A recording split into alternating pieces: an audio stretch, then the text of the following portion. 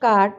ঠাকুর মা স্বামীজি আর আমার গুরু মহারাজের চরণে প্রণাম নিবেদন করে শুরু করছি আজকের পাঠ।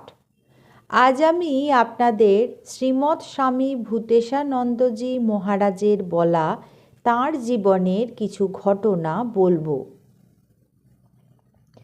মহারাজের কাছে সাধু ব্রহ্মচারীরা অর্ধচন্দ্রাকারে দাঁড়িয়ে আছেন। একজন সন্ন্যাসী মহারাজ পূজ্যপাদ ভূতেশানন্দজি মহারাজকে জানালেন যে মহারাজ, আজ মঠে সাধু ভাণ্ডারা সরসা আশ্রম থেকে ইলিশ মাছ পাঠিয়েছে, মাছের ভাণ্ডারা। মহারাজের চোখ পড়ল একজন গুজরাটি ব্রহ্মচারীর দিকে। তাকে মহারাজ জিজ্ঞাসা করছেন, কি গো, কি বলছে ওরা? তোমার ওসব চলে নাকি? সে সন্ন্যাসী মহারাজ বলছেন, সে কি মহারাজ, ও তো পিওর ভেজিটেরিয়ান। বলতে বলতে ব্রহ্মচারী হাত জোর করে এবং পরে দু হাতে কান দুটো স্পর্শ করে এমন ভাব করল যে মাছের প্রসঙ্গ কানেও না আনা ভালো। এদিকে মহারাজ বলছেন, হ্যাঁ, ওরা যে পিওর ভেজিটেরিয়ান তা তো জানি, কিন্তু সেই ছুপকে ছুপকে কौन नहीं खाता है সেই গল্পের কথা জানো তো? আমরা জানি না বলাতে স্বামী ভূতেশানন্দজি মহারাজ তখন বলছেন, শহরতলির এক মদের ঠেক, সেখানে ভদ্রলোকেদেরও আনাগোনা আছে। তা দেখে একদিন একজন মদের দোকানের মালিককে জিজ্ঞাসা করল, আপনার এই আড্ডা থেকে আমাদের পাড়ার বিশিষ্ট ভদ্রলোকেরাও মাঝে মাঝে দেখি বেরোয়, ব্যাপারটা কি? ওনারাও কি এইসব সেবন করেন নাকি?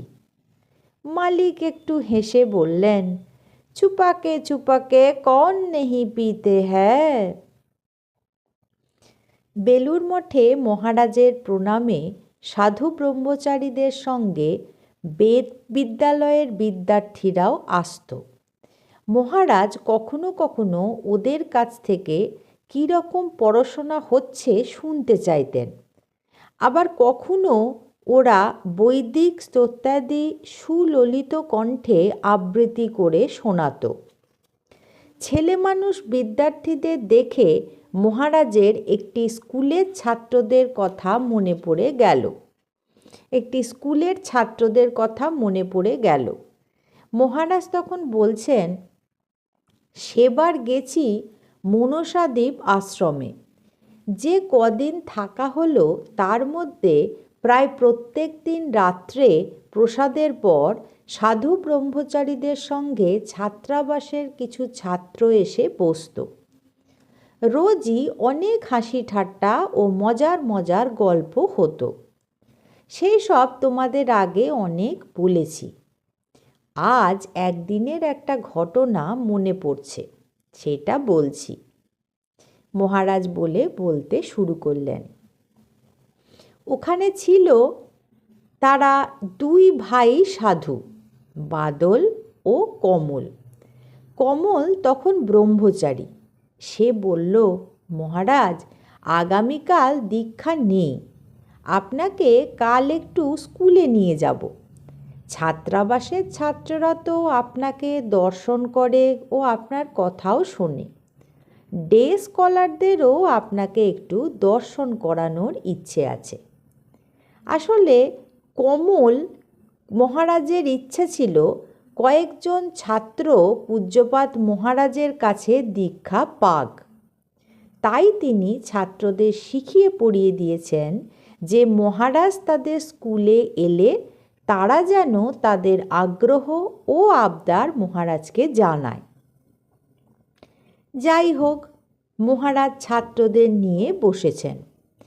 একে একে ছাত্ররা এসে স্বামী ভূতেশানন্দজি মহারাজকে প্রণাম করে বসছে। একটি ছাত্র সাহসে ভর করে ওদের মনের ইচ্ছা জানায়। একটু আধটু খবরাখবর নেওয়ার পরে মহারাজ ওদের দীক্ষা দিতে রাজি হন। শুধু জানতে চান তারা বইপত্র কিছু পড়েছে কিনা। তার জবাবে ছেলেরা জানায় যে কমল মহারাজ তাদের প্রয়োজনীয় বইপত্র দিয়েছেন এবং পড়াশোনাও করিয়ে নিচ্ছেন। স্বামী ভূতেশানন্দজি মহারাজ সেই শুনে খুব খুশি হলেন। কমল মহারাজের নাম শুনে বলছেন, কমল কথাটি শুনে তোমাদের মতো আরেকটি স্কুলের গল্পের কথা মনে পড়ে যাচ্ছে। সেই গল্পটি শোনো। একবার একটি স্কুলে স্কুল পরিদর্শক এসেছেন। প্রধান শিক্ষক ও অন্যান্য শিক্ষক মহাশয়রা তো খুবই শশব্যস্ত। প্রত্যেক ক্লাসের সেরা কিছু ছাত্রকে তাঁরা বেছে রেখেছেন পরিদর্শকের প্রশ্নের উত্তর দেবার জন্য।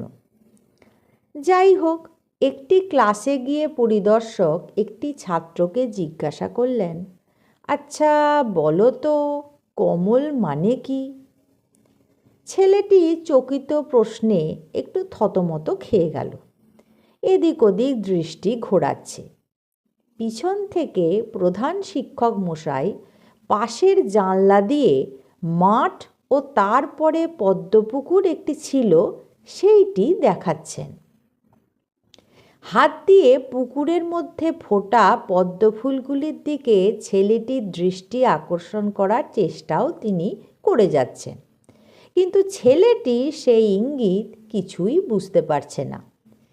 প্রধান শিক্ষক মশাই এবার দুটি হাত অঞ্জলির মতো করে জানলা দিয়ে বাইরের পুকুরের দিকে দেখাচ্ছেন। ছেলেটি এবারে দেখল মাঠে একটি গরু চড়ছে, আর প্রধান শিক্ষক মশাইয়ের অঞ্জলিবদ্ধ হাত দেখে ছেলেটি অতর্কিতে বলে উঠল, স্যার কমল মানে গোবর। মহারাজের গল্প শুনে সেখানে যারা ছিল সবাই হাসিতে মেতে উঠল। আজ এই পর্যন্তই। পরবর্তী পর্বে আমি আপনাদের শ্রীমৎ স্বামী ভূতেশানন্দজি মহারাজের বলা এইরকমই কিছু মজার গল্প শোনাব। ঠাকুর মা স্বামীজি আর আমার গুরু মহারাজের চরণে আপনাদের সকলের মঙ্গল কামনা করি। আপনারা সকলে ভালো থাকুন, সুস্থ থাকুন। নমস্কার।